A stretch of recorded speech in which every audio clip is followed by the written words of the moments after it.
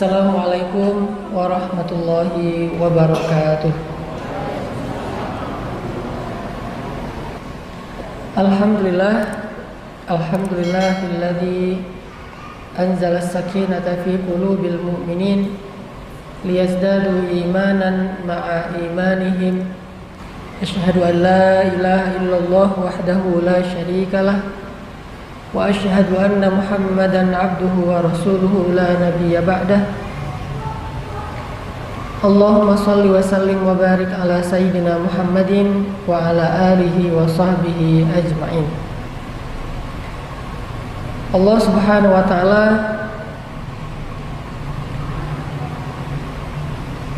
berfirman di dalam surat Ali Imran ayat 190, salah satu ayat yang cukup terkenal yang isinya A'udzu billahi minasyaitonir rajim. Bismillahirrahmanirrahim. Inna fi khalqis samawati wal ardi wa ikhtilafil layli wan nahari laayatin liulil albab الذين يذكرون الله قياما وقعودا وعلى جنوبهم ويتفكرون في خلق السماوات والأرض ربنا ما خلقت هذا باطلا سبحانك فقنا عذاب النار. Shadaqallahul adzim. Rasulullah sallallahu alaihi wasallam bersabda, min husni islamil mar'i tarkuhu ma la yu'nih. Di antara tanda-tanda kesempurnaan atau baiknya Islam seseorang adalah dia meninggalkan apa-apa yang tidak bermanfaat atau berfaedah. Teman-teman yang dirahmati Allah, seperti judul kita pada sore hari ini, ibadah dalam diam. Kalimat ini adalah kalimat yang disampaikan oleh para ulama bahwa dalam Islam itu tidak ada perbuatan ataupun kondisi yang sia-sia. Bukan hanya ucapan seseorang saja yang bisa berpahala dan bernilai ibadah. Bukan hanya perbuatan zahir saja yang bisa bernilai ibadah, tetapi juga dalam Islam perasaan bisa juga bernilai ibadah, bisa juga bernilai maksiat, bisa berpahala, bisa berdosa. Perasaan. Jadi kita punya perasaan suka atau benci. Suka dan benci ini bisa anugerah dari Allah, bisa musibah. Bisa ibadah, bisa maksiat. Bisa berpahala, bisa menambah dosa. Padahal cuma suka doang tuh. Mencintai sesuatu atau benci terhadap sesuatu, suka kepada sesuatu atau enggan terhadap sesuatu, itu aja bisa bernilai pahala, bisa bernilai dosa. Makanya cinta itu adalah anugerah dari Allah. Tetapi ketika dia disalahartikan bisa menjadi musibah dan salah satu di antara fitnah-fitnah syaitan. Itu perasaan dalam Islam. Sehingga kita mengenal dalam sunnah Nabi itu ada namanya sunnah sirah. Sirah itu artinya yang tampak pada diri Rasulullah SAW. Ada juga sunnah yang dikenal dengan istilah sarirah. Sarirah itu yang tidak tampak tentang Rasulullah SAW. Dan yang tidak tampak ini disebut dengan batin. Urusan-urusan di dalam diri beliau, termasuk apa yang membuat Nabi suka, apa yang membuat Nabi tidak suka. Hal-hal yang Nabi senang, hal-hal yang Nabi tidak senang. Hal-hal yang buat Nabi marah, hal-hal yang buat Nabi bahagia. Termasuk diamnya Nabi SAW adalah sunnah yang dikenal dengan istilah sunnah sarirah, atau sebagiannya kadang-kadang termasuk dalam kategori takririyah atau persetujuan Nabi SAW. Ini artinya teman-teman bahwa dalam Islam ibadah bukan hanya dilakukan secara zahir, tampak, ruku, sujud, berdiri dan amal-amal zahirnya. Tetapi ibadah juga bisa kita lakukan padahal kita tidak melakukan gerakan-gerakan sholat. Padahal kita tidak menginfakkan harta secara terlihat zahir, tetapi tetap bernilai ibadah di sisi Allah Subhanahu wa taala. Dan salah satunya adalah ibadah melalui tafakkur tentang kebesaran Allah Subhanahu wa taala. Jadi bisa ibadah dengan merasakan perasaan-perasaan yang baik, bisa juga ibadah dengan memikirkan hal-hal tentang kebesaran Allah. Ini dua-duanya ibadah dalam diam. Kayak misalnya kita tuh ngelihat ada orang yang hijabnya baik, bagus gitu, hijabnya lebar. Terus juga kalau laki-laki kelihatan misalnya secara zahir orangnya rajin tilawah Al-Quran, lalu dalam hati kita muncul rasa suka, muncul rasa senang, muncul rasa respect, tertarik, takjub kepada pemandangan itu, maka ini termasuk perasaan yang insya Allah diridhoi Allah, berpahala. Sekedar gitu doang tuh. Kayak misalnya kita ngelihat ada seorang anak muda membantu orang tua di jalan nyebrang misalnya, atau dia sangat berkhidmat, sangat berbakti kepada kedua orang tuanya.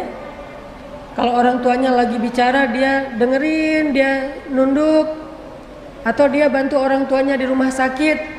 Kita ngelihat seorang laki-laki atau seorang anak muda berakhlak mulia, lalu muncul rasa respek di dalam hati kita, itu perasaan yang berpahala. Kayak gitu aja udah berpahala. Sama kayak kita merasa respek atau tertarik ketika melihat orang yang misalnya pulang balik masjid, rumah, atau di kantor begitu sudah waktunya sholat zuhur, dia yang duluan berwudu, dia yang ke musola lebih dulu, dia yang mengumandangkan azan di kantor kita, lalu kita muncul rasa tertarik, kagum, takjub kepada orang kayak gitu. Ini adalah perasaan yang diridhoi oleh Allah dan berpahala insya Allah. Demikian juga sebaliknya, ada orang yang ilfil melihat cewek berhijab, dia ilfil, bete gitu, nggak gitu-gitu amat kali, sok soleh atau apalah, pakaian ninja dan seterusnya. Walaupun dia tidak mengatakan dengan lisan, sekedar punya rasa tidak suka saja, itu berdosa di sisi Allah. Makanya ada doa di dalam Al-Quran, wala taj'al fi qulubina ghillan lilladzina amanu, dan janganlah engkau jadikan di dalam hati kami rasa ghillan, rasa tidak suka, rasa benci kepada orang yang beriman. Karena perasaan pun ada nilainya, berpahala atau dosa di sisi Allah Subhanahu wa taala. Jadi teman-teman, kalau kita pengen dapat pahala dalam diam, maka kendalikanlah perasaan kita. Suka tidak suka, cinta tidak cinta dan seterusnya. Sampai ada hadis tentang keistimewaan mencintai karena Allah, dan itu banyak. Mencintai saja dan tulus cintanya. Seperti hadis tentang halawatul iman, ayyakunallahu wa rasuluhu ahabba ilaihi mimma siwahuma. Ketika Allah dan Rasul lebih dia cintai dari apapun juga. Perasaan cinta itu adalah iman. Begitu juga perasaan benci. Ayyakraha ayyauda ilal kufri kama yakrahu ayyuqadhafa finnar. Poin yang ketiga dari hadis tentang nikmatnya iman adalah benci terhadap dosa, terhadap kekufuran, sebagaimana dia benci jika dia dilemparkan ke dalam api neraka. Perasaan cinta dan benci. Jadi jangan katakan bahwa Islam itu tidak ada kebencian. Ada, tapi kebenciannya terhadap kebatilan, kebenciannya terhadap kedurhakaan, kebenciannya terhadap kerusakan, kebenciannya terhadap kejahatan. Jadi bukan hanya aliran cinta saja tapi tidak ada bencinya. Ini tidak balance. Atau benci saja tidak ada rasa cintanya sama sekali, ini juga tidak baik. Karena cinta dan benci bisa menjadi tanda-tanda keimanan seseorang, bahkan berpahala di sisi Allah Subhanahu wa taala, walaupun cuma diam saja. Sehingga kita perlu mengintrospeksi diri, teman-teman. Apa yang membuat kita kadang benci? Apakah masalah subjektif, hanya tersinggung perasaan kita, berarti benci kita ini benci yang tidak diridhai Allah? Apakah karena urusan harta, berarti benci kita ini benci yang tidak diridhai oleh Allah? Gara-gara persaingan bisnis jadi benci. Gara-gara ada yang nilainya lebih tinggi dari kita, jadi benci sama dia. Ini orang yang baper yang tidak diridhai Allah Subhanahu wa taala. Tetapi kalau kita bencinya bukan orang tetapi perbuatan dosanya, insya Allah itu benci yang diridhai Allah. Cuman pada kesempatan ini kita akan lebih banyak membahas ibadah dalam diam yang kedua. Bukan ibadah dalam diam dalam arti perasaan, tetapi dalam angle ibadah tafakkur. Sebagaimana tadi ayat yang saya baca di surat Ali Imran 190, gimana caranya kita beribadah dengan cara bertafakkur terhadap kebesaran ayat min ayatillah, kebesaran Allah Subhanahu wa taala. Kalau kita perhatikan, kata para ulama, ilmu itu ada dua. Ada ilmu yang didapatkan dengan cara membaca, yang didapatkan dengan cara mendengar, yang didapatkan dari seorang ulama, yang didapatkan dari buku, namanya teori, atau dikenal dengan saqafah, wawasan. Ada juga ilmu yang didapatkan bukan dengan cara membaca, tidak tertulis di dalam kertas ataupun teks, tetapi didapatkan dengan cara mentafakuri, memikirkan, merenungkan, dan objeknya bukan tulisan, bukan bacaan, bukan huruf, tetapi objeknya adalah semesta. Itu dikenal dengan istilah hikmah. Sehingga ada orang yang dikenal dengan istilah alim atau orang yang ulama, ada juga yang dikenal dengan istilah hakim, orang yang bijaksana, ahli hikmah.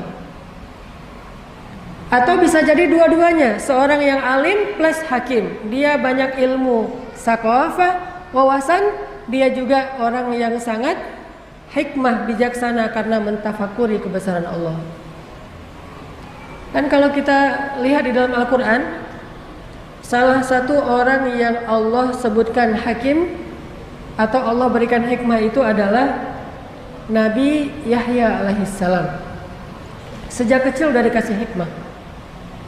Ya Yahya khudil kitaba biquwwah wa atainahul hukma sabiyya. Sejak kecil Allah sudah memberikan hikmah kepada Nabi Yahya. Apa maksud hikmah? Nabi Yahya lebih faham kitab Taurat daripada ayahnya sendiri, yaitu Nabi Zakaria. Padahal Nabi Yahya itu belajar Taurat dari Nabi Zakaria, tetapi beliau lebih mengerti Al-Taurat daripada ayahnya. Kenapa? Karena banyak tafakkur. Dari kecil hobinya itu sama dengan sepupu beliau, Maryam. Senangnya itu duduk di sebuah tempat yang terbuka lalu mentafakuri kebesaran Allah Subhanahu wa taala. Itu juga yang dilakukan oleh Nabi Daud dan diteruskan oleh Nabi Sulaiman. Nabi Daud hobi banget duduk di alam terbuka, kemudian mentafakuri kebesaran Allah, lalu berzikir kepada Allah, lalu diikuti oleh semesta. Bertasbihlah bersama Daud gunung, jibal. Bertasbihlah bersama Daud tuyur atau burung-burung, semuanya ikut bertasbih bersama Daud. Dan itu tidak dilakukan dalam bentuk ritual di dalam sholat atau di dalam masjid, tetapi di alam terbuka. Jadi bisa dibilang teman-teman, tafakur itu adalah hobinya para nabi. Jadi kalau ada CV para nabi gitu ya, nama Yahya, lahir di Palestina misalnya, nanti hijrahnya sampai ke Yordan. Hobi misalnya tafakur. Kalau kita mungkin traveling, kalau saya mungkin main air gitu ya, Kalau para nabi itu hobinya tafakur. Bukan hampir, semua nabi itu senang tafakur. Semua nabi. Walaupun yang terkenal adalah Nabi Ibrahim, tafakur. Lihat bintang, ini Tuhan enggak ya? Lihat bulan, inikah Tuhan? Lihat matahari, benarkah ini Tuhan karena dia lebih besar? Tafakur dalam mencari kebenaran. Lalu Allah membimbingnya kepada kebenaran. Lalu terkenal juga tafakurnya Sulaiman. Terkenal juga tafakurnya Nabi Ayub ketika beliau sakit. Terkenal juga tafakurnya Nabi Musa ketika di Madian dan di Bukit Tursaina. Terkenal juga tafakur yang sangat banyak dari para anbiya. Makanya Nabi Yahya lebih paham kitab Taurat daripada Zakaria, karena salah satu hobi yang paling disukai Yahya itu sejak dari kecil adalah tafakur. Dari kecil. Makanya buat ibu-ibu nih, biasakan anak kita tafakur, Bu. Gimana caranya? Pancing, kasih dia pancingan, kasih dia semacam clue gitu buat dia mentafakur. Biasakan dia, bantu dia, bimbing dengan tafakur. Misalnya pas lagi jalan ngelihat apa, kaitkan dengan Allah. Apapun yang terjadi dikaitkan dengan Allah. Apapun yang terjadi dihubungkan dengan Allah. Harus dihubungkan dengan Allah. Itu yang dilakukan oleh para anbiya dan orang-orang soleh. Kayak ada adegan kalau kita baca kisah Nabi Yahya. Suatu hari Nabi Zakaria seharian gak ketemu dengan anaknya Yahya, sehingga khawatir terhadap keselamatan Nabi Yahya. Soalnya orang-orang Bani Israel tuh seneng banget menyakiti para anbiya, dan banyak yang pengen membunuh Nabi Yahya. Soalnya ulama-ulama Bani Israel Yahudi takut Yahya itu akan menggeser posisi mereka di antara masyarakat sebagai ulama. Sedangkan posisi mereka sebagai ulama itu menguntungkan secara materi. Soalnya orang Yahudi ini curang kepada umatnya sendiri. Dia bikin syariat bukan dari Allah, dibuat-buat yang menguntungkan dia. Yang Allah menyebutnya dengan istilah yaktubunal kitaba bi aidihim, menulis kitab dengan tangan mereka sendiri, wa yashtaruna bi ayatillahi tsamanan qalila, dan menjual ayat-ayat Allah dengan harga yang sedikit. Itu kerjaan Yahudi, ulama-ulamanya. Menghalalkan yang haram, mengharamkan yang halal. Sehingga ketika Nabi Yahya muncul, apalagi Nabi Isa, mereka khawatir posisi mereka terganggu dan membahayakan pendapatan mereka. Banyak kejahatan yang mereka lakukan demi ingin menggeser atau menyingkirkan Nabi Yahya alaihissalam. Sehingga suatu hari Nabi Zakaria tidak melihat Nabi Yahya di rumah ibadah, tidak juga di rumahnya. Sehingga Nabi Zakaria mencari-cari seharian, di mana Yahya, di mana Yahya. Akhirnya Nabi Zakaria mencari di dalam hutan. Ketika dicari di dalam hutan atau di sebuah kebun, Nabi Zakaria melihat Nabi Yahya sedang duduk di depan sebuah lubang yang dibuat sendiri oleh Nabi Yahya, mirip dengan kuburan. Maka mendekatlah Nabi Zakaria kepada Yahya, bertanya, "Ya bunayya, wahai anakku tersayang, apa yang kamu lakukan sendiri di dalam kebun ini? Apa yang sedang kamu lakukan sendiri di sini, wahai Yahya?" Apa kata Yahya? "Ya abati, wahai ayahku, bukankah ayah menceritakan bahwa yang bisa menghidupkan hati itu adalah mengingat kematian? Bukankah mengingat kematian itu akan membuat seseorang itu selalu sadar dan tidak lupa kepada Allah?" Kata Zakaria, "Benar." "Maka wahai ayah," kata Yahya, "saya sengaja datang ke sini menggali sebuah lubang seolah-olah itu kuburan. Lalu saya mengingat kematian dengan cara menatap ke arah kuburan itu. Lalu saya berkata kepada diri sendiri, wahai diriku, kamu pasti akan dikuburkan di tempat ini suatu saat kelak. Dan saat itu terjadi, maka kamu hanya seorang diri, tidak ada yang bisa menolong kamu, wahai diriku, jiwaku." Jadi Nabi Yahya itu usia masih sekitar 7 tahun, udah punya inisiatif tafakur. Bayangin anak 7 tahun gali kuburan terus tafakur. Ada nggak sih anak sekarang kayak gitu? Yang ada anak sekarang 7 tahun mungkin ngegame. Anak 7 tahun mungkin sibuk dengan gadgetnya.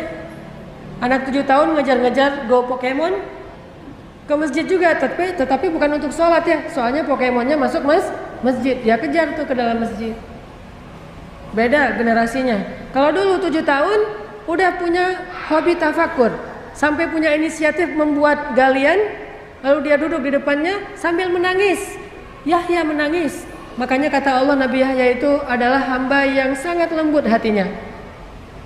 Apa sifat Nabi Yahya? Wahananan min ladunna wa zakatan wa kana taqiyya. Hanan at-taqi. Itu sifat Nabi Yahya. Saya menamakan diri dengan Hanan at-taqi itu karena berharap bisa meneladani Nabi Yahya, dan itu salah satu nabi favorit saya banget lah pokoknya. Makanya pas saya punya anak laki-laki satu-satunya, langsung saya kasih nama Yahya. Dari dulu saya favorit banget, ngefans banget sama Nabi Yahya. Seandainya ada IG-nya pasti saya following. Cuma nggak ada IG-nya. Dikepoin cari-cari mana IG Nabi Yahya, memang nggak ada kan ya. Facebooknya nggak ada, IG-nya nggak ada, yang ada suratnya. Sehingga saya hafal surat tentang Nabi Yahya, yaitu surat Maryam yang dibuka dengan kisah Nabi Yahya. Lalu saya berdoa dengan doa Nabi Zakaria supaya dikasih anak laki-laki dan akan diberi nama Yahya. Alhamdulillah dikabulkan. Itu ajaib banget tuh doa. Kalau teman-teman pengen punya anak laki-laki dan soleh, coba hafal doa di pembukaan surat Maryam. Fahabli min ladunka waliya waj'alhu rabbi radiyya. Ya Allah, beri saya seorang anak laki-laki yang meneruskan dakwah, dan jadikan dia anak yang Engkau ridhoi, dan jadikan dia seorang anak yang lembut, yang bersih, yang tidak pernah berbuat dosa, yang berbakti kepada kedua orang tuanya. Dan saya menamakan dia Yahya. Sehingga alhamdulillah Allah berikan kepada saya seorang anak laki-laki yang saya memperhatikan lembut sekali. Anak saya yang bernama Yahya luar biasa, lembut sekali. Gak pernah marah-marah. Kalau dia marah pun minta disayang. Kalau kita marah, sayang aja katanya. Gak mau dimarahin. Dari lahir suaranya ketika udah bayi lahir kan teriak-teriak tuh. Saya punya anak pertama namanya Aisyah, kedua Maryam, ketiga Yahya, keempat Mutia. Kalau Maryam ini lahir teriak-teriak, karena emang bidannya bapaknya sendiri. Saya yang jadi bidan, lahir tidak ada dokter, tidak ada bidan, saya tarik aja kepalanya. Jadi pas dia keluar dari kandungan, yang pertama dia lihat wajah saya. Oh, ini bapak saya. Sehingga dia dekat banget sama saya. Kalau saya ke laut surfing, dia ikut. Nih namanya juga lahir, yang pertama dia lihat adalah muka saya. Tapi teriaknya, suaranya lantang gitu, layaknya bayi. Kalau Yahya pas lahir suaranya pakai irama, gitu. Wah, ini pakai irama Kurdi nih. Jadi kayak saya ngebaca ini ada bakat gift suara, sehingga kalau mengaji lebih mudah daripada yang latihan. Itu Nabi Yahya, lembut sekali hatinya. Dan semakin sering tafakur, semakin lembut hati Nabi Yahya. Dan tidak pernah berbuat dosa. Walam yakun jabbaran asiyya, tidak pernah berbuat maksiat. Itu orang nggak pernah buat dosa satu-satunya. Semua manusia nanti di akhirat akan dihisab dosanya. Ada yang diampuni, ada yang tidak diampuni. Kecuali Yahya tidak punya dosa, tidak punya kesalahan sama sekali. Wassalamun alaihi yawma wulida wa yawma yamutu wa yawma yub'atsu hayya. Tafsir dari kalimat itu, keselamatanlah bagi Yahya hari dia dilahirkan, hari dia diwafatkan, dan hari dia dibangkitkan, semuanya selamat. Dan maksud selamat ketika hari dibangkitkan, dia tidak punya dosa ketika dia bangkit, bersih dari dosa. Dan salah satu hobi laki-laki atau anak muda yang luar biasa ini adalah tafakkur. Sehingga dia lebih paham Taurat daripada ayahnya. Bahkan dia yang mengajarkan awalnya Taurat kepada sepupunya yang masih kecil yang bernama Isa alaihissalam. Sampai kelak Isa dapat wahyu Injil, baru Yahya mengikuti Isa dan belajar Injil kepada Isa. Jadi gantian nih. Pertama Yahya dulu ngajarin Taurat, habis itu Isa yang ngajarin Injil. Sehingga ketika mereka akan berpisah, Yahya hijrah ke Yordania, sedangkan Isa tetap di Palestina. Mereka saling memberi nasihat. Kata Yahya, ya Isa, nasihatin gua dong. Kan kita mau pisahan nih. Beri saya nasihat, wasiat, ausi ini. Nasihatin gua dong Yahya, Isa. Kata Isa, kamu jangan kebanyakan menangis. Tuh nasihat Nabi Isa kepada Yahya, jangan kebanyakan nangis, nangis saja, bukan cengeng ya, karena beliau orang yang tangguh, bahkan anak seorang seorang tukang kayu. Jadi Nabi Zakaria, Yahya ini orang yang tangguh secara fisik, tetapi nangisnya itu karena takut kepada Allah, sehingga disebut katsirul buka, sangat banyak menangis. Asal malam tuh di rumah Yahya pasti terdengar orang menangis. Setiap malam di rumah Yahya ada orang menangis dan Nabi Yahya sedang menangis. Rabbi, gimana saya ya Rabbi, nanti di akhirat gimana ya Rabbi, ampunilah dosa saya, ampunilah dosa keluarga saya, dan seterusnya. Nangis saja sepanjang malam karena tafakur. Wahai Yahya, jangan terlalu banyak dan sering menangis, kata Isa. Terus Isa balik, wahai Yahya, sekarang beri saya nasihat juga sebelum kita berpisah. Apa kata Nabi Yahya? La taghdab, jangan sering marah-marah. Karena Nabi Isa ini keras orangnya. Jadi beda banget nih. Nabi Isa tegas, Nabi Yahya lembut. Kayak Umar dengan Abu Bakar, selalu kayak gitu orangnya. Kayak Musa dengan Harun. Musa keras, Harun lembut. Umar keras, Abu Bakar lembut. Isa keras, Yahya lembut. Allah bikin selalu seimbang di antara dakwah-dakwah hamba-hambanya. Selalu harus berjalan kayak gitu. Kalau dominan salah satunya, nggak akan sempurna. Sehingga kata Nabi Yahya, ya Isa, jangan kebanyakan marah, bersabarlah gitu. Karena Nabi Isa kalau ngelihat kemungkaran, wah dihabisin sama Nabi Isa. Jadi spesialis kemungkaran. Kayak di Indonesia kan ada nih, yang dakwahnya spesialis nahi mungkar, ada yang dakwahnya spesialis amar ma'ruf, ada yang dakwahnya dengan spesialis segmen A, B, C sampai Z. Maka mereka pun berpisah. Nabi Yahya pergi ke Yordania, yang sekarang disebut dengan tepi barat dan tepi timur. Kemudian Nabi Isa tetap di Palestina. Ini hobinya Nabi Yahya. Sehingga kalau teman-teman baca kisah para sahabat, orang tuh makin sering menangis, makin sering tafakur, makin dalam ilmu hikmahnya. Orang kadang sering tafakur, terus di hatinya tuh dilembutkan dengan air mata. Karena air mata ini membersihkan jiwa, membersihkan hati, sehingga makin lama makin lembut, peka banget. Tafakur, nangis, makin peka. Tafakur lagi, nangis, peka. Terus aja gitu. Ternyata ini pendidikan luar biasa loh. Bahkan kalau nggak sekolah pun cukup tafakur aja, ini udah jadi orang hebat nih. Nggak usah sekolah yang sifatnya akademik misalnya. Walaupun itu sesuatu yang baik. Dia nggak sekolah akademik pun, dia kerjanya tafakur aja setiap hari, itu aja udah menjadi orang yang luar biasa. Karena ini adalah sekolahnya para nabi, ini mata kuliahnya para sahabat, ini materi pendidikannya keluarga-keluarga para anbiya, tafakur. Dan ini sudah jarang dibahas di sekolah-sekolah kita. Kalau tidak dibahas di sekolah, harusnya dibahas di rumah, tetapi juga di rumah sedikit. Kalau teman-teman tahu, saya awal tahu dakwah itu gara-gara tafakur. Dulu ketika saya sekolah, pesantren namanya. Pesantren kita itu pesantren modern, campur ikhwan akhwat, sehingga tetap aja namanya campur, ada kenangan-kenangan kayak gitu-gitu deh.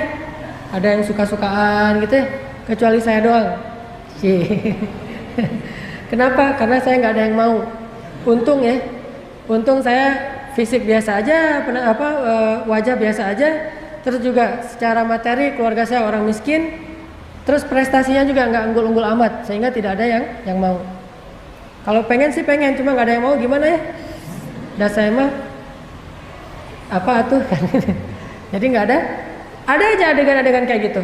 Belum lagi nanti pesantren kita itu pernah menjadi pesantren yang ikut lomba band. Malah salah satu band yang cukup terkenal di Aceh tuh, dari pesantren.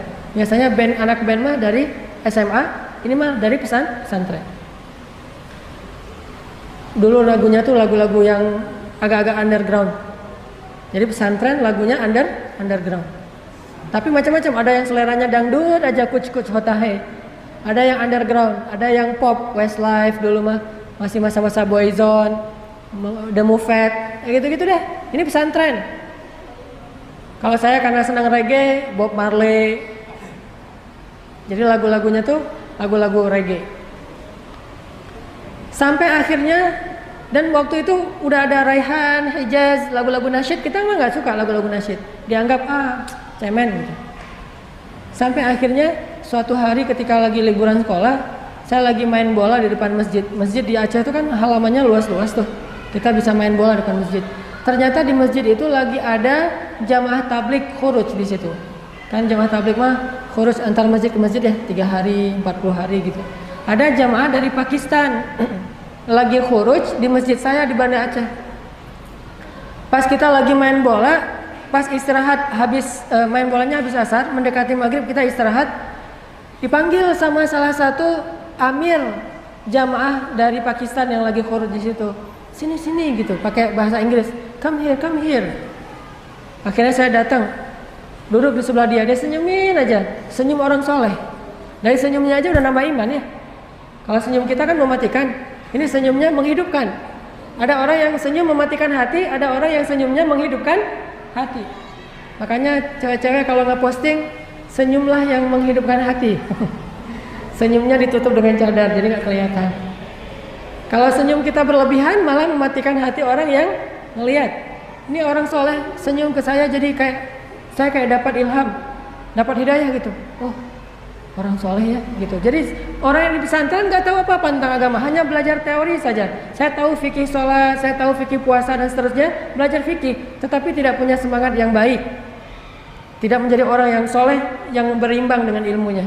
Sampai amir atau pemimpin jamaah ini bilang ke saya sambil nunjuk ke langit. What's that in Indonesian? Apa itu dalam bahasa Indonesia, kata dia. Saya bilang langit. Kata dia, langit Allah cipta. Tunjuk ke pohon. Saya bilang, pohon Allah cipta, kata dia. Dia cuma tahu bahasa Indonesia Allah cipta aja.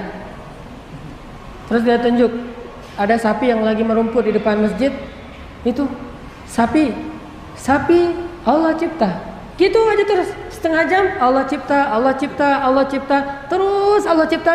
Tapi setelah Allah cipta, saya ngerasa ada sesuatu yang beda di dalam jiwa saya. Jadi kayak orang yang baru sadar dan baru bangun dari tidur. Itu luar biasa, kerasa banget di hati kita. Ini namanya fiqhul qulub.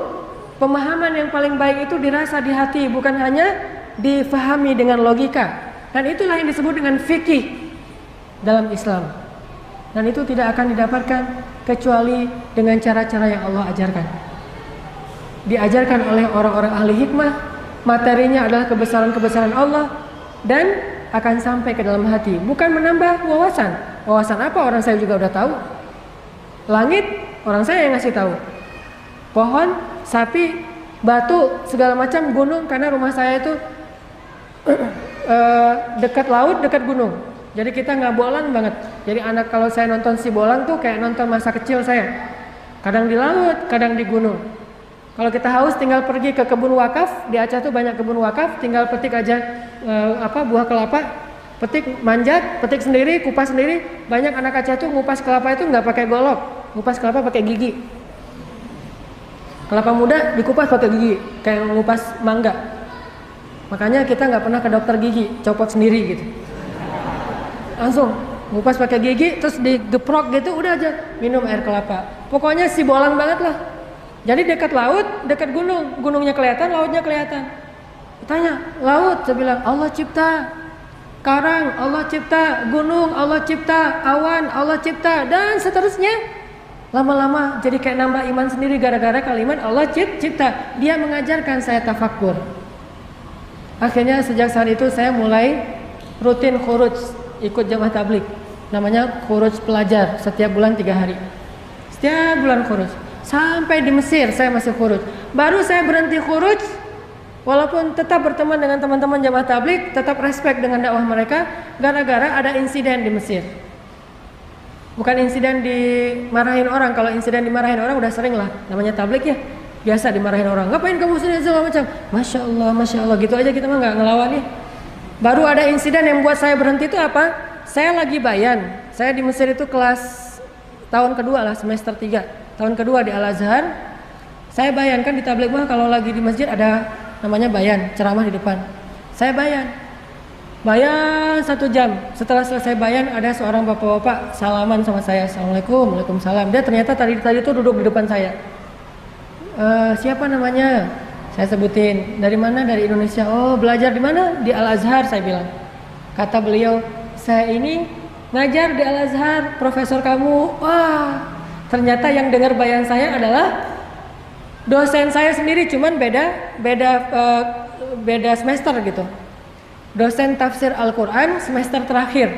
Yang nanti saya akan ketemu beliau. Kalau nanti udah semester terakhir. Saya itu dosen kamu di Al Azhar. Nih ya, kamu tuh tadi pas bayan banyak salah, kata dia. Aduh, banyak informasi yang keliru, banyak hadis-hadis yang nggak kayak gitu, banyak tafsiran yang keliru dan seterusnya. Oh gitu, Prof, maaf saya nggak tahu segala macam. Makanya kalau kamu mau belajar, udah aja nggak apa-apa kamu khuruj, nggak apa-apa kamu berdakwah, tetapi jangan bayan dulu, karena bayan itu menyampaikan ilmu. Kalau nggak paham bisa membahayakan orang yang mendengar. Akhirnya saya minta maaf, dan sejak saat itu saya tidak berani lagi untuk bayan. Mulai saya belajar ke gerakan Ikhwanul Muslimin. Saya tinggal di pelosok yang banyak tokoh-tokoh ikhwannya. Salah satu guru ikhwan saya, Profesor Dr. Abdurrahman Uwais, meninggal dalam kudeta militer di Mesir, dan mudah-mudahan mendapatkan pahala syahid. Dan foto beliau tersebar di koran, saya tahunya di Indonesia beliau ditembak. Dan itu orang soleh banget, udah soleh baik lah gitu. Setiap beliau nggak pernah mengambil gajinya di kampus. Diambil sih 1.000 pon, tetapi setelah diambil langsung dibagi-bagi kepada mahasiswa. Saya sering dibagikan gaji beliau. Ditanya, kalau udah gajian langsung pergi ke kos-kosan mahasiswa Indonesia, nanya, anak-anakku udah pada beli buku belum? Belum, Prof, gitu. Ini beli buku, udah aja dibagi-bagi untuk beli buku kuliah. Udah pada bayar uang kuliah belum? Belum, bayarin kalau yang nggak dapat beasiswa. Bulan ini udah belanja beras belum, atau gandum atau apa? Kita mah pasti jawabannya belum, nama mahasiswa ya, belum aja. Masalahnya belum aja semuanya. Untung si dokternya nggak kok belum aja nih jawabannya. Kasih aja setiap bulan tuh habis gaji beliau 1.000 pound untuk membiayai kita-kita. Dan beliau hidupnya dari kebun. Dan setiap panen pasti datang bawa berkarung-karung hasil panen, adas, kemudian gandum segala macam dibawa untuk mahasiswa. Ada yang zakat, ada yang sedekah, ada yang hadiah. Orang yang solehnya luar biasa. Saya kenal banget dengan beliau. Tidak sombong sama sekali. Rajin menabung. dan tidak sombong. Intinya teman-teman, saya sendiri ngerasa bahwa tafakur itulah yang mengantarkan saya kepada dakwah. Sehingga tafakur ini menjadi salah satu di antara amalan yang saya rasa cepat sekali menambah keimanan. Dan itu juga yang dilakukan oleh para sahabat. Salah satunya adalah yang paling senang tafakur itu Abu Bakar As-Siddiq. Itu hobinya tafakur banget. Sehingga karena Abu Bakar ini orang yang sangat rajin tafakur dan berkorban yang paling banyak untuk agama Allah, Allah kasih dia hikmah yang lebih dibandingkan sahabat yang lain. Sampai tingkat hikmahnya itu kepada kepekaan jiwa. Yang kalau kita mungkin nyebutnya dengan istilah basiroh. Punya kepekaan jiwa. Itu Abu Bakar.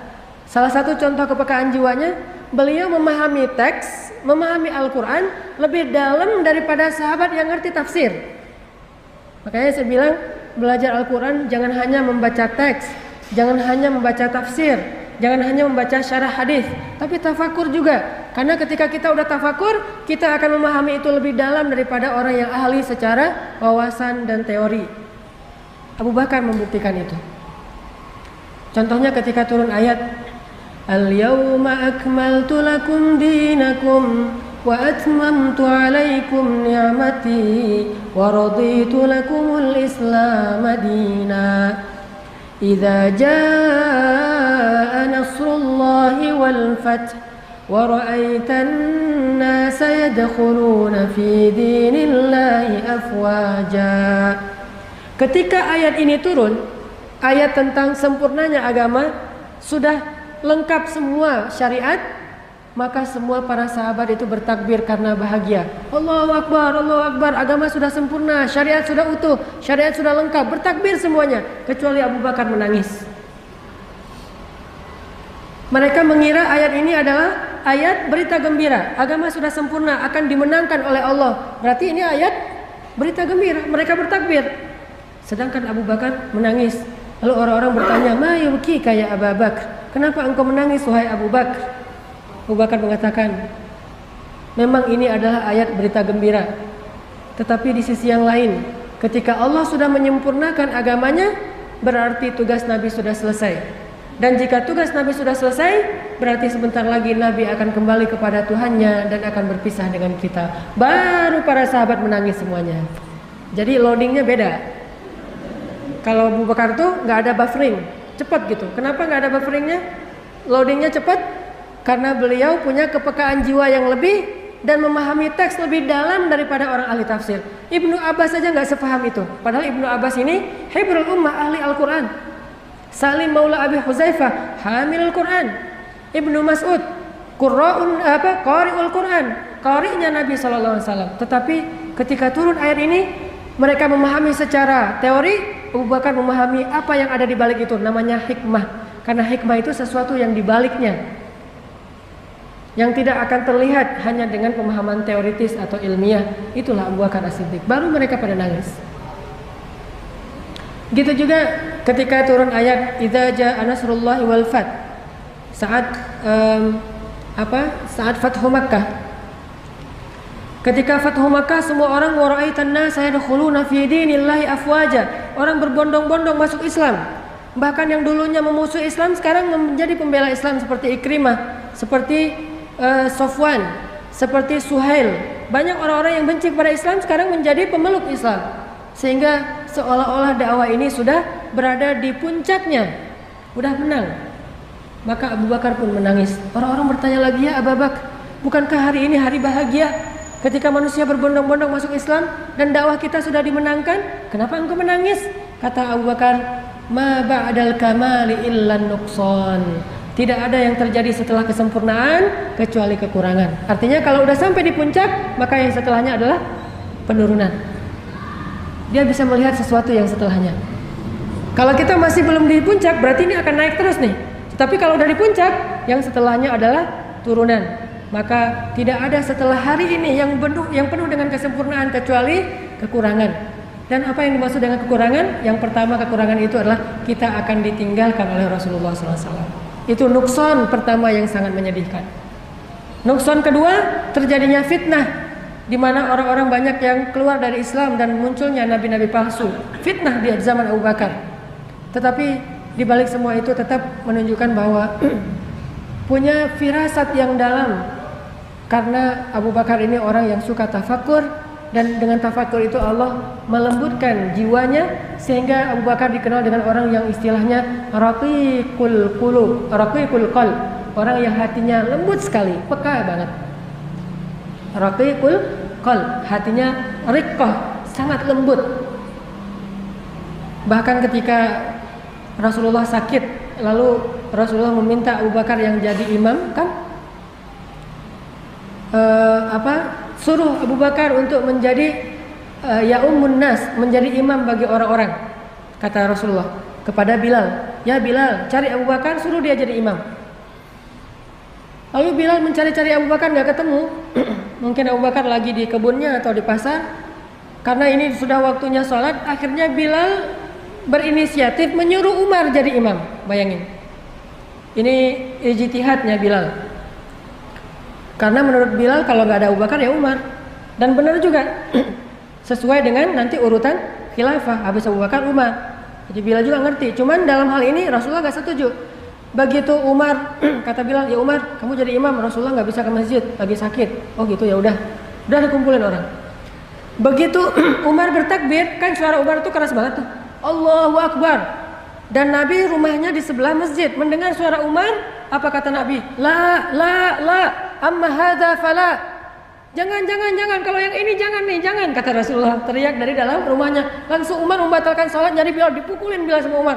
Lo, ngapain lo nyuruh gua jadi imam? Rasulullah aja gak setuju, kata Umar. Nabi saking gak setujunya tuh sampai teriak-teriak, la, nggak boleh, yang ini nggak boleh jadi imam. Maksudnya nggak boleh dia jadi imam selama masih ada Abu Bakar. Akhirnya Umar langsung balik badan nyari, Bilal. Aduh Umar, ya Bilal, celaka kamu, kata Umar, kenapa kamu suruh saya? Sementara Rasulullah nggak setuju. Kata Bilal, emang sih Rasulullah tuh nyuruhnya Abu Bakar, cuma nggak nemu. Saya udah ngepo-ngepoin, nggak ada yang aktif handphonenya. Di miss call nggak diangkat, di japri nggak dibaca, nggak kerit aja tuh. Atau gimana, ini udah waktunya sholat. Akhirnya semuanya pada dikerahkan nyari-nyari Abu Bakar. Pas Abu Bakar datang, baru Abu Bakar menjadi imam dan Rasulullah diam, setuju dengan keimaman Abu Bakar. Nah, ketika Rasulullah menyuruh Abu Bakar jadi imam, Aisyah protes. Padahal Aisyah itu anaknya sendiri, anaknya Abu Bakar, protes, ya Rasulullah, suruh orang lain, jangan Abu Bakar. Sesungguhnya Abu Bakar itu orang yang lembut sekali hatinya. Kalau dia jadi imam, saya khawatir lebih banyak menangisnya daripada bacaannya. Bayangin, baru Bismillahirrahmanirrahim, Alhamdulillahirabbil alamin, udah aja nangis. Ini kapan selesainya nih, nangis melulu. Karena Abu Bakar itu kalau baca Quran, satu ayat baca, nangisnya kayak udah baca satu lembar. Baca lagi satu ayat, nangisnya lama seperti baca satu lembar. Nangis saja karena hatinya lembut dan dia faham sesuatu yang tidak difahami secara teori, tafakur. Sampai pada waktu subuh, setelah setelah Rasulullah selesai sholat, Rasulullah berdiri di atas mimbar. Ini hari subuh terakhir Rasulullah sebelum wafat. Itu hari terakhirnya Rasulullah di muka bumi. Rasulullah berdiri dalam keadaan lemah, keringetan, lagi meriang berat, dan itu sakit keras beliau memaksakan berdiri, dan Nabi mengatakan, wahai kaum muslimin, sesungguhnya ada seorang hamba Allah yang diberikan pilihan oleh Allah antara kembali kepada kekasihnya atau tetap bersama keluarganya. Maka hamba itu pun memilih untuk kembali kepada kekasihnya karena dia rindu kepada kekasihnya. Langsung Abu Bakar yang duduk di depan mimbar nangis. Umar terus menoleh Abu Bakar. Abu Bakar, ngapain nangis? Bisa aja itu yang dimaksud adalah Bani Israel, laki-laki itu adalah Bani Israel. Jadi Umar memahami Nabi lagi berkisah nih. Ada seorang laki-laki yang diberikan pilihan, mau kembali kepada kekasihnya atau tetap bersama keluarganya. Dia memilih kembali kepada kekasihnya karena tidak tahan dengan rindu kepada kekasihnya. Oh, ada ya Bani Israel. Kirain sama Umar Bani Israel orang soleh. Lalu Abu Bakar mengatakan, ya Umar, tahukah kamu siapa laki-laki itu? Kata Umar, emang siapa? Dialah Rasulullah SAW. Beliau ternyata sudah diberikan pilihan untuk kembali kepada Allah atau tetap bersama kita, dan beliau telah memilih untuk kembali kepada Allah. Baru satu masjid nangis. Selalu aja gitu. Beda. Yang satu udah nangis duluan, yang lain, oh ya udah nangis deh. Jadi nangisnya nunggu komando dari Abu Bakar. Dan itu juga luar biasa ya. Rasulullah mah nyawanya ditawar ya. Rasulullah mau meninggal enggak? Mau dong gitu. Rasulullah mau meninggal atau mau tetap hidup ya Rasulullah? Meninggal aja deh Rasulullah mah. Kalau kita coba, Ustaz, mau meninggal sekarang? Oh jangan dong, saya belum beres ya, segala macam alasan modus gitu ya. Jangan meninggal sekarang, tuh ombak lagi bagus tuh. Ntar aja kalau pulang dari Batu Karas misalnya, ombak dulu. Ini artinya Rasulullah itu sampai nyawanya aja ditawar sama Allah. Malaikat yang datang tuh nggak enak hati, cabut nggak ya, nggak tega, Kayak seorang dokter mau nyuntik anaknya sendiri. Kalau nyuntik anak orang kan nyuntik aja kan ya. Atau mau mengkhitan putranya sendiri kan, gimana nih, kasihan nih anak saya, udah kamu nggak usah dikhitan aja deh. Padahal dia dokter ahli khitan, yang orang lain mah dikhitan aja, ini mah nggak berani karena nggak tega. Begitu malaikat mau mencabut nyawa Rasulullah, malaikat nggak tega, nyabut dikit-dikit. Pas Rasulullah mengatakan sakit gitu, oh ya tante, jangan, dilepas sama malaikat. Jadi nyawanya tuh mau dicabut, dilepas lagi, sakit ya Rasulullah, maaf, nggak jadi lagi tuh, cabut lagi nggak jadi. Bukannya Rasulullah mudah, susahnya mungkin kadang-kadang malaikat nggak tega tuh. Jadi pelan dicabut, Nabi kesakitan, langsung dilepas lagi. Saking cintanya malaikat kepada Rasulullah SAW, sampai nggak tega banget mau nyabut nyawa Rasul. Belum lagi nanti malaikat Jibril duduk di sebelah Nabi, seolah-olah kayak sahabat dekat banget megangin Nabi. Pas Nabi lagi dicabut nyawanya, ngelihat ke arah Jibril, Jibril berpaling. Sampai Nabi bertanya, ya Jibril, apakah engkau benci melihat wajahku? Kata Jibril, bukan ya Rasulullah, saya nggak tega. Coba bayangin, adegannya sampai segitu banget tuh. Rasulullah lagi dicabut nyawanya, Jibril nggak mau ngelihat. Gini aja Jibril, coba bayangin Jibril yang perkasa tiba-tiba jadi gitu, nggak mau ngelihat. Aduh, nggak tega aja Rasulullah dicabut nyawanya. Coba kalau yang lain, yang mana orangnya diliatin gitu ya, ditonton sama malaikatnya. Ini mah nggak ditonton karena malaikat nggak tega. Dan ternyata Abu Bakar faham tentang hadis itu. Umar nggak paham. Ini orang yang rajin tafakur. Terus sahabat lain yang rajin tafakur dan sangat peka adalah Utsman bin Affan. Utsman ini juga punya basirah, rajin tafakur. Allah berikan kepekaan di dalam jiwanya. Saya pernah cerita mungkin pada masa kekhalifahan Utsman jadi Amirul Mukminin, Utsman itu juga selain presiden, dia imam di masjid, dia juga yang mengajarkan Al-Quran. Jadi presiden, imam, ulama sekaligus. Ini Khulafaur Rasyidin tuh empat-empatnya kayak gitu, ideal gitu ya. Dia presiden, dia imam masjid, dia juga yang ngajarin ilmu. Terutama Ali yang paling luar biasa di antara empat ini kalau ilmunya. Nah, Utsman lagi ngajarin ilmu Al-Quran di masjid. Dan mereka tuh sangat menghargai majelis ilmu. Bagi mereka mencari ilmu itu bukan berapa lama belajar, bukan ijazah, bukan berapa banyak teori yang diajarkan, tetapi keberkahan dari ilmu. Sehingga diantara adab duduk dalam majelis ilmu yang bagi mereka itu wajib, walaupun secara fikih tidak wajib, adalah sebelum masuk ke dalam majelis ilmu berwudu. Itu mereka tuh berwudu dulu. Udah gitu pakai baju yang bagus, yang bersih. Kemudian pakai parfum, khususnya untuk laki-laki pakai parfum. Udah gitu diam gitu. Saking diamnya majelis ilmu di zaman sahabat, Nabi kalau lagi ngomong itu di masjid kayak nggak ada orang. Nabi kayak lagi ngomong sendiri, nggak ada suara sama sekali. Jangankan suara, gerak aja nggak ada.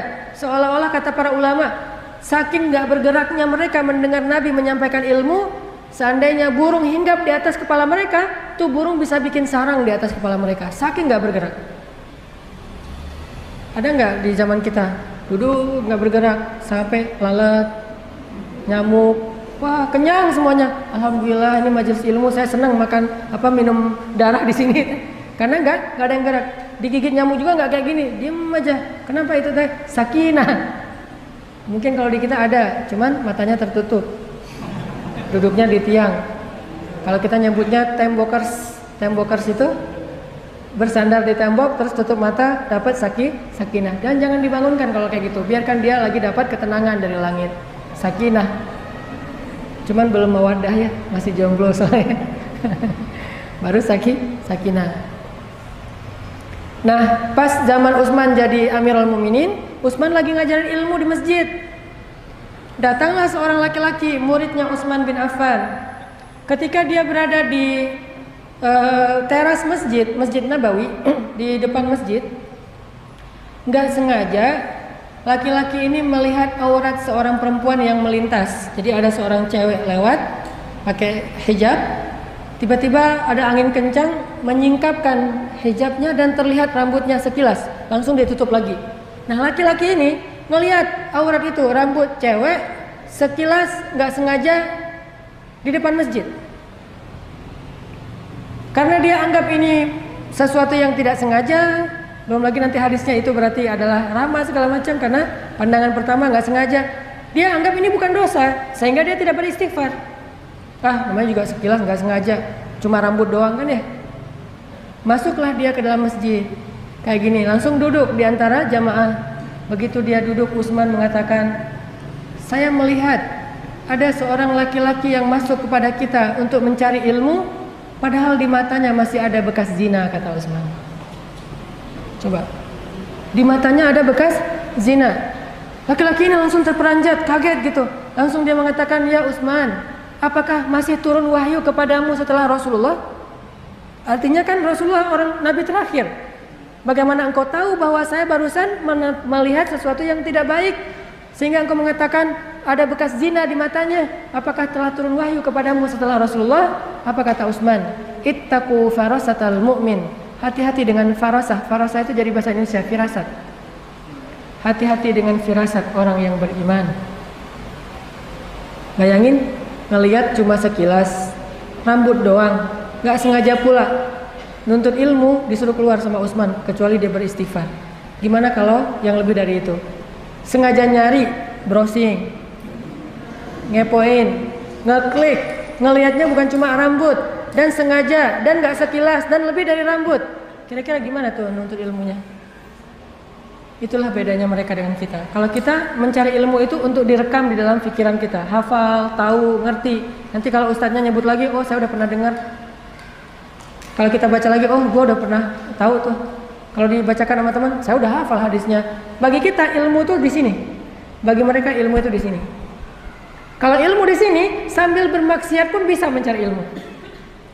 Ini konsep barat nih. Orang barat kan kayak di film-film atau di mana tuh mencari ilmu pacaran.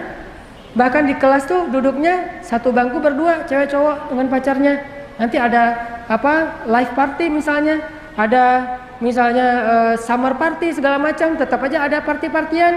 Tetapi juara kelas, berprestasi, nilainya bagus, doktoralnya di usia masih 20 tahun. Karena ilmu mereka cuma di sini. Nggak akan membuat hati mereka beriman dengan ilmu seperti itu. Sedangkan orang Islam mencari ilmu itu bukan untuk dihafal, tetapi fiqhul qulub, difahami dengan hati, dan itu tidak akan bisa didapatkan kecuali dengan cara meninggalkan dosa. Beda cari ilmu ala barat dengan ala Islam. Kalau ala barat sambil bermaksiat juga dapat ilmu, tapi dalam Islam dosa kecil menghalangi kita dari ilmu. Itu yang dialami oleh Imam Syafi'i kan, ke pasar nggak sengaja ngelihat ada seorang ibu-ibu betisnya keangkat, namanya orang di pasar gitu lagi kerja, betisnya keangkat nggak sengaja, langsung Imam Syafi'i memalingkan wajahnya, lupa beberapa hadis. Dan ketahuan banget Imam Syafi'i kalau lupa, soalnya nggak pernah lupa. Kalau kita ngerasa biasa-biasa aja, karena emang kita jarang ingat, makanya nggak tahu kalau ada lupa. Emang saya nggak pernah ingat apa-apa. Kalau orang menghafal Quran itu ketahuan, kalau dia habis ada dosa itu ketahuan. Apa ketahuannya? Murojaahnya susah. Ayatnya lupa, itu orang yang hafal Quran. Jadi kalau kita nggak ngafal Quran, nggak akan ketahuan. Saya mah ngeliat gitu biasa-biasa aja. Ya biasa-biasa aja, karena nggak ada ayat yang dihafal, tidak ada hadis yang dihafal, sehingga nggak ada yang lupa. Kalau kata teman-teman, hati-hati jaga pandangan, hilang hafalan. Kecuali bagi yang tidak menghafal gitu ya. Kalau yang nggak menghafal, ada juga yang nakal. Nggak apa-apa, hilang hafalan, ntar hafal lagi. Gitu. Gampang kalau hilang nanti dihafal lagi. Artinya kepekaan itu al-fiqhu fiqhul qulub, pemahaman yang di hati itu tidak akan didapatkan kecuali dengan tadi meninggalkan dosa. Makanya kata Utsman ini orang yang hatinya peka, dan itu salah satunya dibangun dengan banyaknya bertafakur. Dan kita nanti bisa baca kalau dalam biografi Utsman itu kalimat-kalimat tafakurnya Utsman itu luar biasa. Dan di antara semua hamba-hamba Allah yang ahli tafakur ulul albab ini, Rasulullah SAW adalah orang yang paling sering menyampaikan hadis-hadis tafakur. Contoh nih, tafakur itu kan artinya menghubungkan suatu objek dengan penciptanya, pemiliknya. Lihat gunung, Allah cipta tadi. Lihat langit, Allah cipta. Kalau nggak bahasa itu minimal kita bahasanya Masya Allah, Subhanallah, Allahu Akbar. Itu artinya menghubungkan suatu objek semesta dengan pemiliknya. Itu namanya tafakur. Kayak tadi ayatnya, Rabbana ma khalaqta hadza batilan subhanaka faqina adzabannar. Dan gak usah terlalu ribet dengan yang benar subhanallah atau masya Allah, sama aja lah. Saya sering banget dapat pertanyaan, Ustadz, kita kalau ngelihat keajaiban alam semesta bacanya yang benar subhanallah atau masya Allah ya? Ayatnya subhanallah tuh.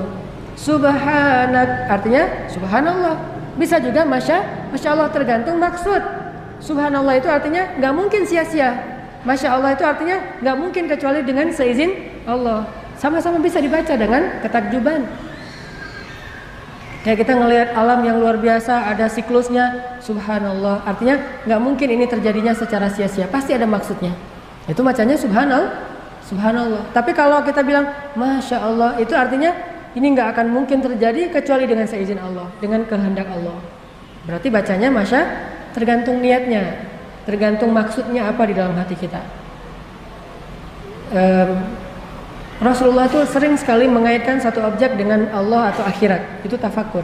Contoh, jadi dalam satu perjalanan, kalau nggak salah ini perjalanan perang Tabuk, Nabi berhenti di sebuah rest area, di oasis. Kan perjalanannya tuh panjang, harus berhenti di beberapa spot. Suatu malam Nabi dengan pasukannya kaum muslimin berhenti di sebuah oasis. Di dengan takdir Allah kebenaran waktu itu malam bulan purnama, dan mungkin purnama yang paling sempurna. Kayak mungkin di kita tuh ada fenomena bulan yang paling dekat jaraknya dengan bumi sehingga bulan terlihat lebih besar. Waktu itu mungkin kayak gitu, lagi bulan purnama sempurna banget dan tidak ada awan, cerah sekali, satu helai awan pun nggak ada. Lalu para sahabat yang lelah berjalan, mereka tidur di hamparan pasir sambil ngelihat ke langit, melihat bulan purnama yang terang banget tapi tidak menyilaukan. Hening pada ngelihat langit gitu sambil istirahat gitu. Jadi hiburan mereka itu ngelihat langit. Kalau hiburan saya tuh ngelihat istri. Maaf ya bagi yang belum punya. Hiburan saya itu menatap wajah istri saya seperti rembulan, tapi jangan dari jarak dekat. Kalau dari jarak dekat kan rembulan mah nggak mulus ya, dari jarak jauh gitu. Atau menatap wajah anak itu hiburan banget. Orang kalau udah nikah tuh ya nggak susah nyari hiburan. Yang susah nyari hiburan tuh kalau masih jomblo, susah banget nyari hiburan. Ini nggak bisa, itu nggak bisa. Udah dengar sekian album, tetap aja galau. Udah jalan sini jalan sana, minum segala macam minuman, mulai dari soda, dan kemudian sampai bahkan ada yang ke beer house, tetap aja galau. Tapi kalau udah nikah, tinggal lihat wajah pasangan, udah hiburan. Belum lagi senyumnya, belum lagi nanti dan seterusnya. itu mah intermezzo doang. Susah menghilangkan materi itu. Balik lagi ya. Jadi pada natap wajah, pada menatap bulan gitu, pada hening semuanya. Tiba-tiba Nabi mengatakan, tahukah kalian nanti penduduk surga itu akan menatap wajah Allah seperti saat ini kalian menatap bulan. Tidak ada penghalang di antara mereka, kata Nabi. Ini artinya apa? Apapun objeknya dihubungkan dengan Allah dan akhirat. Dihubungkan dengan Allah dan akhirat itu tafakur. Ngelihat bulan, nanti gini nih kita ngelihat wajah Allah di dalam surga, nggak ada penghalang sama sekali, bening gitu, teduh, terangnya tapi tidak menyilaukan. Oh gitu ya Rasulullah, semangat lagi mereka untuk beramal soleh. Tafakur. Nanti tafakur Nabi yang lain misalnya, Nabi lagi jalan, terus ngelihat seonggok bangkai onta. Jadi ada bangkai onta yang sudah dipenuhi belatung, dan onta itu namanya onta saibah. Saibah itu artinya onta yang menurut keyakinan orang Arab jahiliyah, onta yang membawa sial, kutukan. Ciri-cirinya telinganya dipotong. Jadi ada hamin, saibatin, banyak istilah-istilah onta pembawa sial di zaman jahiliyah. Nah onta ini kalau udah dipotong telinganya, nggak ada yang mau makan dagingnya, tidak ada yang mau minum susunya, dan tidak ada yang mau menungganginya. Kenapa? Dianggap onta pembawa sial. Hidupnya aja nggak ada yang mau, apalagi matinya. Jadi Nabi lagi jalan ngelihat satu bangkai saibah, onta yang dipotong telinganya dan dipenuhi belatung, bau bangkai luar biasa. Terus Nabi bilang kepada para sahabat, "Hei, siapa di antara kalian yang mau membeli bangkai ini?" kata Rasulullah. Sahabat heran, "Ya Rasulullah, dikasih gratis juga kami nggak mau. Jangankan udah mati, hidup juga nggak ada yang mau ya Rasulullah, onta saibah." Kata Nabi, "Sesungguhnya dunia di mata Allah nilainya lebih rendah daripada bangkai ini di mata kalian." Ini namanya tafakur. Ngelihat apa aja dihubungkan dengan Allah. Allah lagi, Allah lagi, Allah lagi. Terus aja kayak gitu. Itu orang beriman, nggak pernah lupa sama Allah. Yadhkurunallaha qiyaman wa qu'udan wa ala junubihim, dengan cara wa yatafakkaruna fi khalqis samawati wal ard. Baru dia bilang Rabbana, Rabbana, Rabbana. Sehingga jadi kebayang bagi para sahabat, oh gitu ya. Berarti Allah tuh kalau nggak ngasih dunia kepada hambanya yang beriman, nggak zalim. Soalnya bagi Allah dunia tuh nggak ada harganya. Seandainya kata Nabi, dunia itu ada harganya walaupun sebelah sayap nyamuk, maka Allah tidak akan ngasih dunia itu sedikit pun kepada orang kafir. Jadi kita salah paham tentang Allah gara-gara menghargai dunia. Sehingga ada orang bilang, apa maunya Allah sama saya? Allah kok tega banget sih? Allah kok nggak adil sih sama saya? Karena kita mengukur rahmat Allah dengan dunia. Sedangkan Allah pengen merahmati kita dengan akhirat, bukan dengan dunia. Kita nggak ngerti, salah paham, misunderstanding, miskomunikasi sama Allah. Seandainya dunia ini nilainya ada, walaupun cuma seberat sebelah sayap nyamuk. Berapa gram kira-kira sebelah sayap nyamuk? Nggak ada gramnya. Kalau kita pakai timbangan yang digital tuh, terus di atasnya kita taruh nyamuk, bukan sayapnya, nyamuk nih. 3 ekor, jangan 1 ekor. Keluar nggak angkanya? Nggak keluar, 1 juga nggak keluar. Naruh mungkin nyamuk misalnya 10 ekor, masih belum keluar angkanya. Butuh ratusan ekor nyamuk baru keluar angka 1. Itu nyamuk loh. Gimana sebelah sayap nyamuk? Lebih nggak keluar lagi angkanya. Saking tidak ada nilainya dunia di mata Allah. Seandainya ada segitu aja nilainya, maka Allah nggak mau ngasih dunia ini kepada orang kafir, karena Allah nggak mau merahmati orang kafir. Jadi kalau ada orang kafir dikasih dunia dan seisinya, itu bukan karena Allah lebih sayang mereka daripada orang mukmin. Tetapi bukan berarti Allah juga nggak ngasih dunia untuk orang beriman. Bagi Allah dunia itu bukan ciri dari kasih sayang Allah. Dunia ini bisa jadi amanah, bisa juga jadi fitnah. Sedangkan rahmat bukan dunia, akhirat. Kecuali Allah kasih dunia yang menjadi kebaikan untuk akhirat. Kaya tapi dermawan, itu baru rahmat namanya. Kalau kaya doang bukan rahmat. Makanya yang kita disuruh cemburu itu bukan ke orang kaya, tetapi orang kaya yang dermawan. La hasada illa fitnatain. Tidak boleh cemburu kecuali kepada 2 orang. Salah satunya orang yang kaya dan menghabiskan kekayaannya fi sabilillah. Menghabiskan, kalimat kata kuncinya, kekayaannya fi sabilillah. Jadi yang kita cemburu itu bukan kekayaan, tetapi habisnya kekayaan itu di jalan Allah. Jadi dunia itu baru jadi rahmat kalau dunia itu membawa orang kepada akhirat, baru jadi rahmat. Kalau semata-mata dunia saja, itu bukan rahmat di mata Allah. Jadi jangan salah paham. Kok saya setelah hijrah malah susah hidup saya? Jangan salah paham.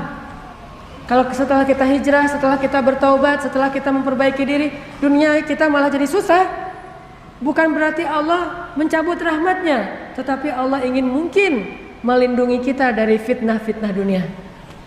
Karena Allah sayang sama kita, nggak dikasih dunia. Kalau dikasih hanya untuk mencukupi kebutuhan kita, yang nggak membuat kita sampai lupa diri. Karena banyak orang makin dikasih dunia makin sombong, makin dikasih dunia makin jauh dari Allah, makin dikasih dunia makin jarang sholatnya. Dan kita ngerasain sendiri kalau lagi banyak masalah, sholat khusyuk, nangis-nangisnya, tahajud panjang, jam 1 malam udah bangun tahajud sampai subuh. Begitu dikasih solusi, subuh juga kadang kelewat. Makanya Allah nggak mau kita celaka gara-gara dunia, kasih aja masalah terus. Jadi kalau kita pengen Allah nggak ngasih masalah, istiqomah, dikasih dunia tetap beribadah, nggak dikasih dunia juga beribadah, sehingga Allah nggak khawatir ngasih dunia untuk kita. Ini hambaku siap nggak ya dikasih harta? Ini hambaku siap nggak ya dikasih pasangan? Jangan-jangan ntar dia kalau udah dikasih pasangan lupa sama gua. Akhirnya udah deh jomblo aja loh, biar semakin dekat sama Allah gitu, bisa kayak gitu. Intinya Nabi itu mengaitkan bangkai onta dengan Allah. Jalan lagi tuh, jalan lagi, lewatin sebuah bukit, namanya Bukit Jamdan di daerah Madinah. Antara Madinah dengan Madain Soleh, agak-agak jauh dari kota Madinah. Namanya Bukit Jamdan. Jamdan ini salah satu bukit yang paling angker bagi orang Arab. Jadi kalau udah lewat lereng atau lembah Jamdan, semua orang ketakutan, dianggap ada jin penunggunya. Dan di situ banyak orang yang celaka. Sehingga ketika kaum muslimin lewat lereng atau lembah Jamdan, banyak desas-desus di antara kaum muslimin, ini Jamdan loh, ini Jamdan loh. Mulai ada cerita horor. Lalu Nabi mengatakan, hadza Jamdan. Ini adalah bukit atau gunung Jamdan, dan dia adalah sabaqal mufarridun. Lalu para sahabat mengatakan, apa arti mufarridun ya Rasulullah? Mufarridun itu adalah orang yang banyak bertasbih kepada Allah, sedangkan gunung ini lebih banyak lagi daripada orang-orang ahli bertasbih kepada Allah. Jadi kalau ada orang ahli ibadah tasbih terus ribuan kali tasbih, gunung Jamdan ini lebih banyak lagi bertasbih kepada Allah. Artinya Nabi itu mengaitkan semesta itu dengan Allah. Ini hamba Allah. Jadi kalian gak usah khawatir. Kalau kita jalan kemana-mana itu kita melihat, oh ini hamba Allah, ini hamba Allah, ini hamba Allah. Sehingga kita tidak hidup di dunia yang jauh dari penciptanya. Melihat apapun, ini hamba Allah. Jangan kayak orang yang tidak beriman mengatakan alam. Oh ini fenomena alam. Alam lagi, jarang yang Allah. Saya kan paling sering tuh nonton kalau di TV Nat Geo ya, National Geographic. Senang banget nonton Nat Geo, terutama yang Nat Geo Wild tentang alam liar gitu. Dan selalu bahasanya alam telah menyediakan segalanya untuk kita. Yang nyediain alam. Itu bahasa orang evolusi. Tapi kita Allah lagi. Sebagaimana mereka tidak pernah enggan untuk mengatakan evolusi alam, kita juga nggak akan enggan untuk mengatakan Allah. Sehingga saya kalau lagi nonton Nat Geo tuh, masya Allah, subhanallah, sering terkagum-kagum sendiri ngelihat kebesaran Allah di alam semesta. Walaupun referensinya mereka, tetapi tafakur kita untuk mengingat Allah SWT. Kayak misalnya hiu, ocean misalnya, atau killer fish. Salah satunya hiu, selain paus pembunuh. Killer whale ya. Whale killer atau killer whale? Pokoknya paus pembunuh aja. Ini ada hiu nih ceritanya. Ternyata teman-teman, hiu itu adalah vacuum cleaner Allah di dalam lautan. Dia itu hanya makan ikan atau makhluk laut yang terluka atau akan jadi bangkai dan akan jadi polusi di dalam laut. Sehingga dia akan punya dua sensor. Satu sensor ciuman darah, satu lagi dia pakai sonar untuk melihat gerak. Jadi kalau ada ikan yang geraknya, berenangnya udah nggak teratur karena terluka dan bentar lagi mau mati, udah mulai lemah nih, maka akan terbaca oleh sonar sensornya hiu dari jarak sekian puluh kilometer. Dan sensor inilah, sonar inilah yang dipelajari kemudian menjadi inspirasi pembuatan sensor dalam kapal selam untuk melihat lawan atau jarak musuh. Dia bisa lebih dari 10 km ngelihat, oh ada ikan yang sekarat tuh, didatengin sama dia dengan kecepatan lebih dari 100 km per jam, dalam hitungan menit datang makan tuh ikan. Karena kalau nggak dimakan oleh hiu, ikan itu akan jadi polusi di dalam laut. Makanya kalau kita berenang di laut jangan panik. Begitu panik, wah hiu, ada yang makanan saya tuh. Berenangnya kacau gitu ya, nggak teratur. Sehingga kalau kita lihat orang-orang barat, kenapa yang diving sering di sebelah hiu tapi kok nggak diserang? Karena gerakan mereka itu udah teratur, udah punya ilmu berenang atau ngedive. Coba bayangin diving pas lewat hiu langsung panik sendiri. Hiu yang tadi nggak tahu jadi tahu tuh. Hiu walaupun di sebelah kita kalau geraknya teratur, menurut teori di Nation nih, walaupun gerak di sebelahnya kalau geraknya teratur nggak akan kebaca oleh sonarnya, sehingga dianggap bukan makanan tetapi dianggap teman. Bro gitu. Kalau teratur, tapi kalau bukan teratur bukan bro tuh, langsung wah ini makanan saya walaupun jaraknya puluhan kilo, masya Allah langsung. Ini namanya tafakur. Sama kayak gajah. Pernah dengar suara gajah? Kalau gajah bersuara yang bisa kita dengar, berarti dia lagi guyon. Kalau dia manggil temannya, kita nggak bisa dengar. Dia menggunakan suara frekuensi rendah yang tidak mampu didengar oleh manusia. Kita tuh bisa mendengar suara dengan frekuensi tertentu yang udah tinggi. Itu aja kadang-kadang, masih ya. Gajah teh memanggil temannya dalam jarak sampai 12 km itu dengan frekuensi rendah yang kita aja nggak dengar di sebelahnya. Kita di sebelah gajah nih. Kita nggak tahu ternyata dia lagi manggil temannya 12 kilo. Kita yang di sebelah dia nggak dengar. Beda indra. Gimana kita tahu gajah lagi manggil temannya? Telinganya dibuat tegak gini, kemudian di bawah pipinya itu kembang kempis. Itu berarti dia sedang mengeluarkan suara frekuensi rendah yang didengar oleh temannya 12 kilo lebih, dan dia mengatakan, teman-teman, ini ada makanan nih.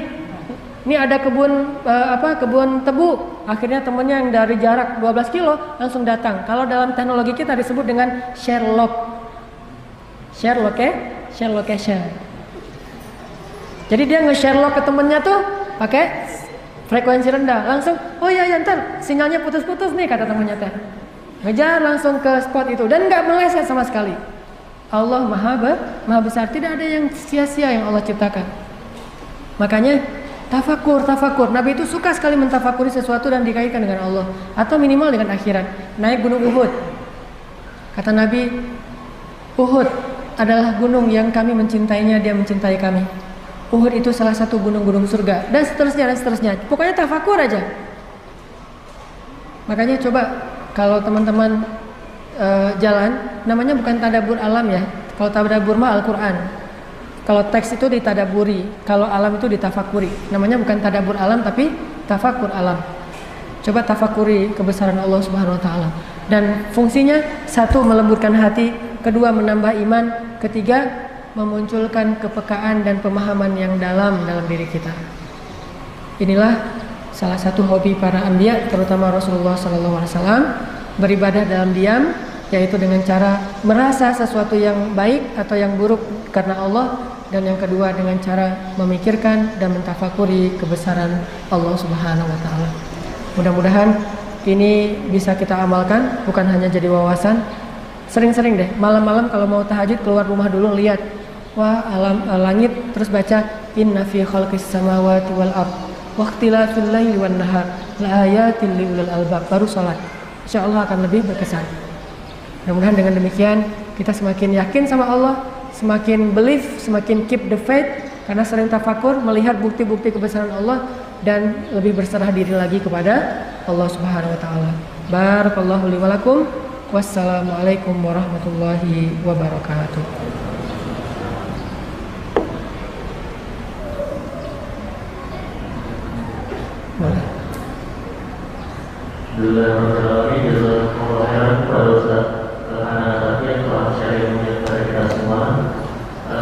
Kita masih ada waktu kurang lebih sekitar 15 menit lagi. Kita buka sesi tanya jawab pada jamaah. Silakan kita ada yang ingin ditanyakan. Untuk sesi awal saya dibuka satu pertanyaan dari Iwan dan satu pertanyaan dari awalnya. Silakan. Masnya satu, yang awalnya mungkin. Oke, silakan Masnya dulu. Bismillahirrahmanirrahim. Assalamualaikum warahmatullahi wabarakatuh. Assalamualaikum. Ustaz, nama saya Fahmi, mau Ustaz, kalau bisa kita ambil kesimpulan yang saya dapat adalah tafakur itu adalah bagian dari kita berdialog dengan alam dan berdialog dengan Allah. Itu akan menghasilkan hati yang lembut. Lantas, kalau misalkan hati kita sudah terlalu keras, apakah berdialog terlebih dahulu atau kita melembutkan hati kita terlebih dahulu agar ketika berdialog itu langsung bisa masuk ke dalam hati? Kemudian ada tips atau trik dari Ustaz ketika kita berdialog itu seperti apa gitu? Apakah di setiap suasana atau ada momen-momen tertentu yang berdialog itu bisa langsung masuk ke dalam hati? Itu aja Ustaz. Terima kasih. Assalamualaikum warahmatullahi wabarakatuh. Pernah curhat nggak sama Allah? Gimana curhatnya? Atau kapan?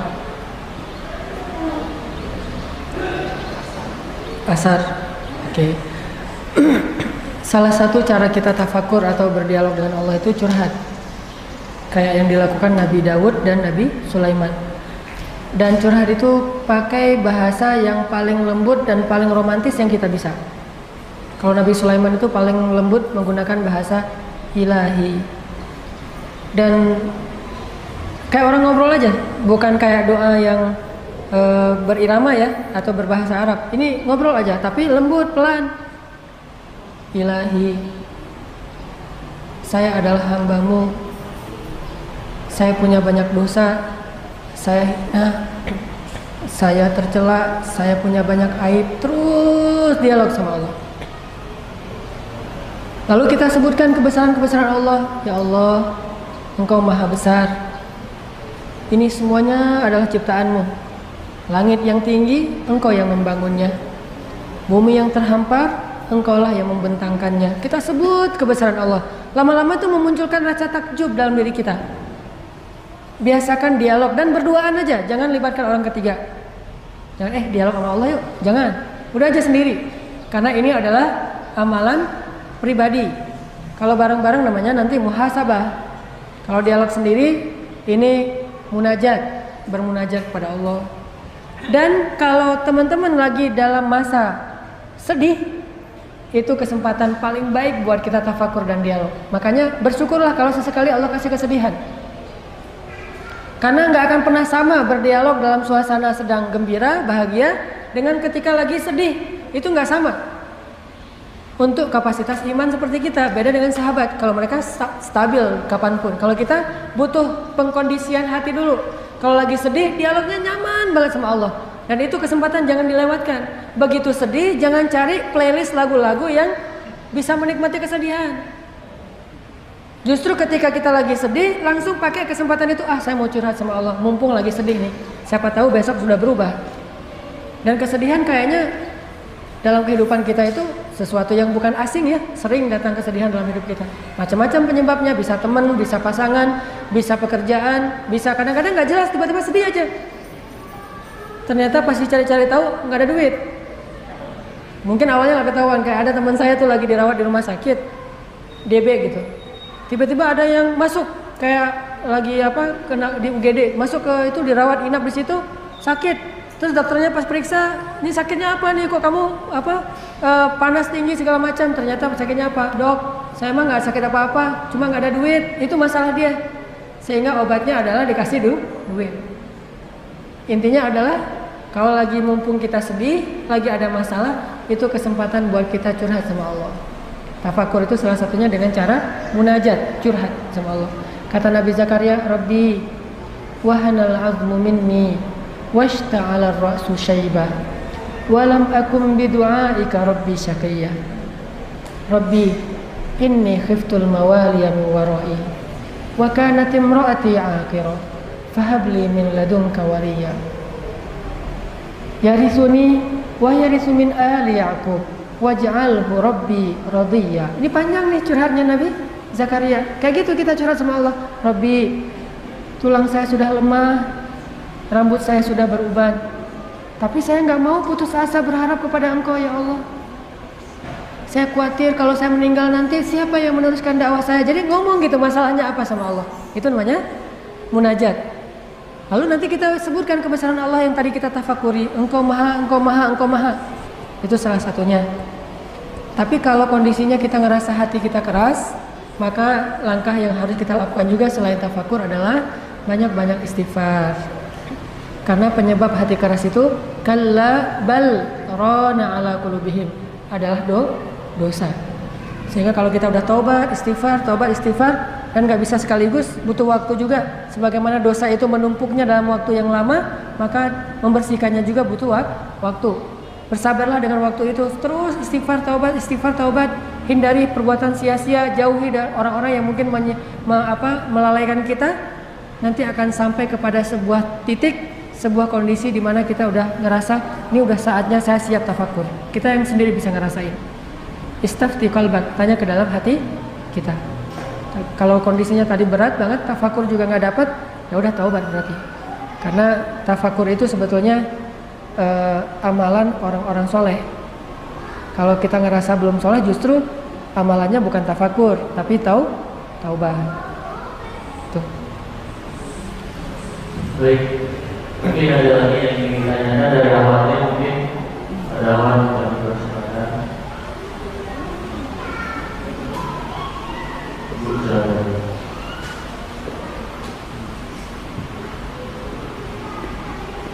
Assalamualaikum Pak Ustaz. Waalaikumsalam. Pak Ustaz dari Bandung ya Pak Ustaz. Mohon Bu. Kami sareng abdi mohon. Pak Ustaz. Ya Bu. Dalam tafakur itu apakah supaya kita khusyuk ya? Ada bacaan-bacaan yang harus kita ucapkan atau gimana, atau hanya merenung memikirkan kebesaran Allah atau apa? Ya, apa perlu ada bacaan-bacaan tertentu yang harus kita amalkan atau gimana? Baik. Dan berapa lamanya tafakur itu yang harus kita kerjakan? Yang biasanya dalam waktu siang atau malam atau waktu kapan yang sebaik-baiknya kita lakukan, atau setelah sholat tahajud gitu Pak. Baik Bu. Tafakur itu tidak butuh waktu khusus. Beda dengan ibadah ritual yang memang ada paketnya. Sholat itu ada paketnya, ada how to-nya, ada fikihnya. Kalau tafakur cenderung mutlak. Mutlak itu artinya bebas. Kita bisa melakukan kapanpun, dimanapun, dengan objek apapun. Dan kadang-kadang tidak perlu disengaja. Kayak Nabi tadi lewat ngelihat bangkai tafakur, lewat ngelihat pasar tafakur. Kayak Luqman tuh, Luqmanul Hakim. Luqmanul Hakim tuh tafakur, setiap ada apa-apa aja tafakur. Dia lewat pasar gitu ya. Dia bilang kepada anaknya, Luqman ini kan bukan ulama, tapi ahli hikmah. Dan dia menasihati anaknya itu bukan dengan ilmu, dengan hikmah. Dia bilang ke anaknya, ya bunayya, tuh lihat orang di pasar. Mereka ada yang untung, ada yang rugi. Atau kadang hari ini untung, besok rugi. Kamu mau tahu nggak perniagaan yang nggak mungkin rugi? Pasti untung. Tafakur. Apa wahai ayah? Berniagalah dengan Allah. Kalau kamu lakukan sesuatu, akadkanlah kepada Allah. Jangan akadkan kepada manusia. Pasti untung. Itu namanya tafakur. Melihat pasar, ngomongin dagang. Dagangnya dengan Allah. Jalan lagi. Melihat ayam. Luqman bilang ke anaknya, ya bunayya, wahai anakku, janganlah kamu lebih lemah daripada ayam jago ini. Kata anaknya, gimana lemah wahai ayah? Ayam ini bangun sebelum fajar, maka bangunlah kamu sebelum dia berkokok. Artinya tahajud. Jalan lagi, pas Luqman kerja di ladang gandum tuannya, dia hitung butiran-butiran gandum. Luqman bilang kepada anaknya yang ada di surat Luqman, wahai anakku, tidaklah satu amalan sekecil biji gandum ini disembunyikan di langit atau di perut bumi atau di dalam bongkahan batu, kecuali Allah pasti tahu dan akan menghisapnya di akhirat. Gandum. Jadi apa aja dikaitkan dengan Allah, akhirat, dan itu butuh latihan juga. Nggak bisa sekaligus. Kadang-kadang ya, tapi tafakurnya apa ya? Nggak ngerti ya. Kaitkan aja dengan Allah minimal. Ini Allah cipta, ini Allah cipta, minimal itu aja. Dari situ nanti akan berkembang.